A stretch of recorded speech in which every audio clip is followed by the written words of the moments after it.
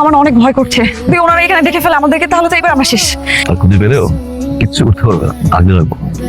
আপনি আমাকে আগলে রাখতেন কেন? আমি আপনার কে? মতোই আছে না? আপনি কি বদলেছেন? এখনো তো আগের মতো মারামারি করে।